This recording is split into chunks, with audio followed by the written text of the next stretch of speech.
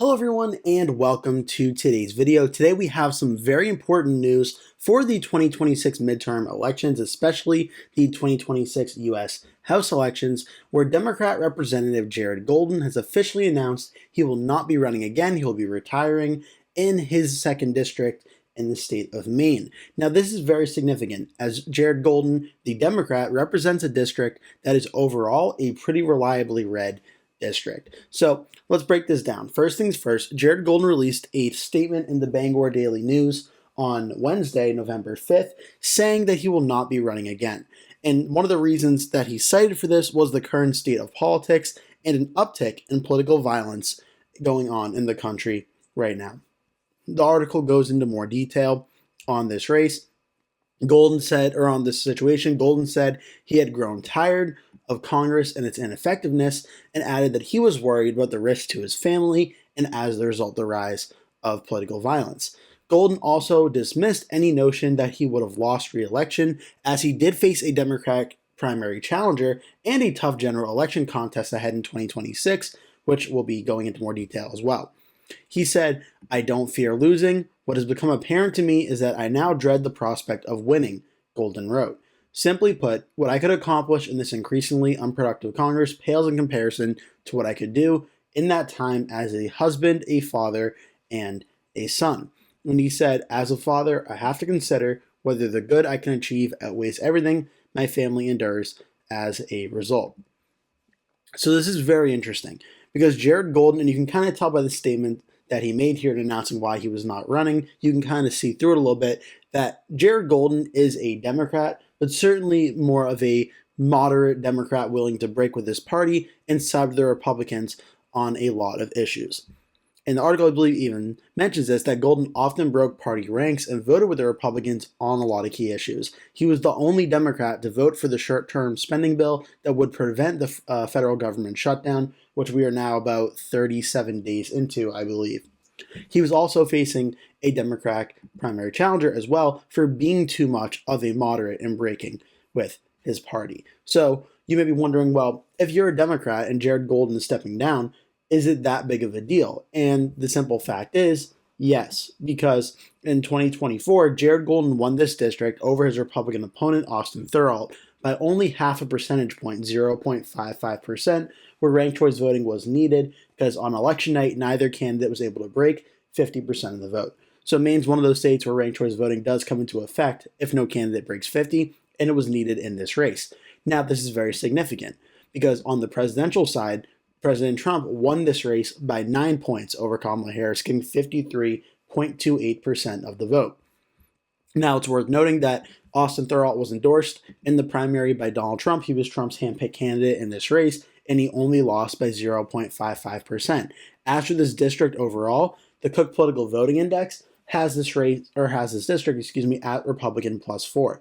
Overall, a lean Republican advantage in Maine's second district. So in a race where it's a generic Democrat versus a generic Republican, it would be a very close race, but one the Republicans would probably win, meaning that Jared Golden essentially had a unique ability as the Democratic incumbent to narrowly win this district. Now, that being said, 2024 obviously was a great night for the Republicans. The Republicans did very well. They held on to the House 220 to 215, so a very narrow majority, but they held on. While they won the presidency, the Senate races, and a lot of other races down ballot as well. So 2024 was a great night. Now 2026 is projected to be more of a good night for the Democrats. And now just 2 days after the 2025 governor elections and down ballot races in Virginia and New Jersey and New York City, it's looking like the Democrats, who had an amazing night on Tuesday, could be poised to have an amazing night in 2026. So that goes to say, if Jared Golden decides to run for re-election, it may very well, with the national environment being so strong for the Democrats, potentially propel Golden to win that re-election campaign if he wanted to. However, now he has announced he is not running and puts this race in real jeopardy for the Democrats at losing it, where the Democrats overall are hoping to win back the House. Now, as for the specifics on this race, we can look for the House elections here, that in this race, it is currently listed from Cook Political Report as a toss-up, though they have not updated it yet. Inside Elections tilt Democrat, but Salvador's crystal ball has given an update to this race, and they now have it flipped lean Republican. And there's a big reason why. Number one, Matthew Dunlap, the only Democrat in this race, who is the Maine state auditor, is a Democrat who was running against Golden because Golden was too Republican, which in a district that just voted for Donald Trump by 9 points and nearly defeated Jared Golden by 0.5, with Matt Dunlap being more to the left and wanting a more Democratic representative from this district, that could potentially bode not too well for the Democrats in this district. Now, ultimately, what we saw tonight, or a few nights ago in the 2025 elections, was if there's a big enough Democratic wave, it may not matter, and candidates may be dragged across the finish line if things are going one way or the other. If the Democrats are having such an amazing night, it is possible that even though Matthew Dunlap is more of a stronger Democrat and less of a moderate like Jared Golden, it is possible he could still win this race. But overall, I would say it certainly is a little bit more in the Republicans' direction for winning this race. So Matthew Dunlap right now is likely to be the Democratic nominee in this race. Now, the Republicans, for their own right, do have a very popular name running in this race. The only declared Republican so far is Paul Lepage, the former governor of Maine. He served from 2011 to 2019 and attempted to make a comeback bid in 2022. Now, Paul Lepage, I would say, is probably best described as a pretty well-known divisive figure in Maine. If you're a Republican in Maine, you probably really, really like Paul Lepage. If you are a Democrat in Maine, you probably really, really dislike Paul Lepage. And if you're an independent, obviously, it can go both ways, but based on how 2022 went, probably you could say more independents dislike Paul Lepage than like him. And the reason being is in that governor's race against Janet Mills, Mills won over Paul Lepage by 13.2%. But when you break it down by district, and I believe Wikipedia does do that, if it does not, it will, yes, it does do that. In the second district, even though the state voted for 13 points for Janet Mills over Paul Lepage, Lepage still won 50% of the vote to Mills 48%. In this race, that was the whole state lopsided in Mills' direction. So even in this race, which, again, very big one for Janet Mills, no doubt, but in the second district, it narrowly voted red. That's pretty important for 2026, as Paul Lepage is running again in this district, and without a doubt, before Election Day 2026, Paul Lepage will probably become the Republican nominee and probably get the endorsement of President Trump. He also has the endorsement of the Republican nominee from 2024 in Austin Thurl in this race. So the expectation was Lepage was going to face off against Jared Golden, and the warning signs for Golden were potentially there.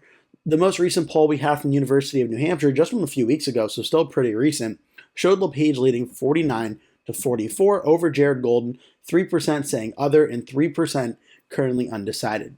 Now, if all of those undecided voters and other voters with ranked choice voting ended up breaking for Jared Golden still could have won this race. And again, given how the Democrats did on Tuesday, I think it's very possible Jared Golden would have won. Maybe he'd even be the favorite.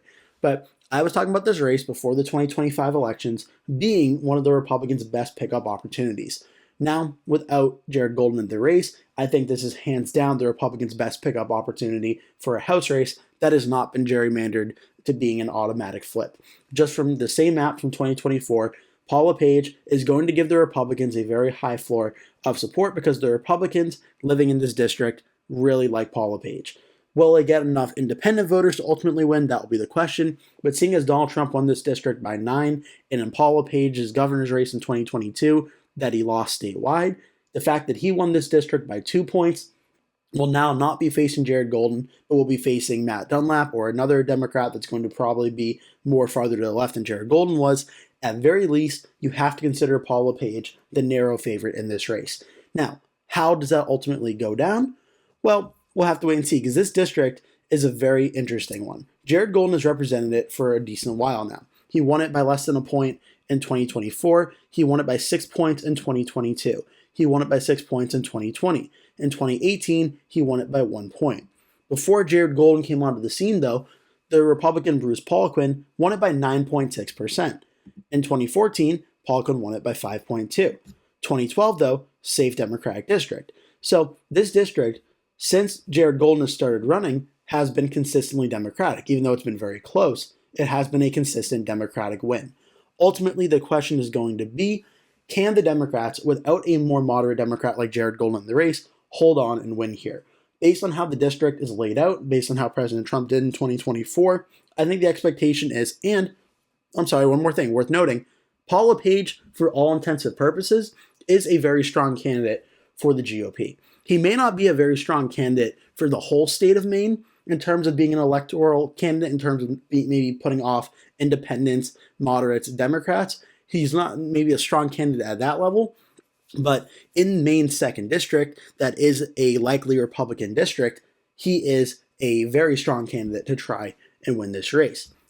Now, how this goes for 2026 is also going to be very, very important, because the House map right now is being talked about on 270 to win. The map's a little messed up. Massachusetts is currently missing from the map, so that may just be a glitch in their website. But assuming the numbers are correct, Republicans have 211, Democrats have 205. If Massachusetts numbers are not on there for some reason, if they're not taken into account, you can then add another 9 Democratic seats there that bring the Democrats up to 212. But Maine's 2nd district being a lean win for the Republicans makes a very big difference, because we've already seen Republican redistricting happen in North Carolina. The 1st district with Don Davis is going to be flipping to the GOP. Ohio's just redrawn their map. Ohio 9 is likely going to be a Republican win in all likelihood. Ohio 13 will probably be remaining in the Democratic category. Ohio 1, which is held by a Democrat right now, is going to be a toss-up. We're going to have to wait and see how that one goes. And then obviously the other culprits, Texas redrew their map in the GOP's direction, with California 50, Proposition 50 passing. Democrats have redrawn their map, or going to redraw their map in their direction, and that's going to net the Democrats about 4 or 5 House seats. And then where it goes from there, we'll have to wait and see. Missouri already redrew their map, getting another Republican seat. Florida, the rumor is they'll be redrawing their map. We may be getting a redraw in Virginia, possibly in Maryland, possibly in New York. We all have to wait and see how this all shakes down. But in a 2026 House elections, which, based on the amount of gerrymandering and redrawing going on, is going to be an election that possibly comes down to 1 or 2 House seats for deciding the majority, the Republicans potentially flipping Maine's 2nd to their side, at very least, is a good thing for them. And based on how the 2025 elections went, with the Republicans pretty much losing everywhere, this is probably welcome news to them, because man, do they need it after the shellacking they got on Tuesday night.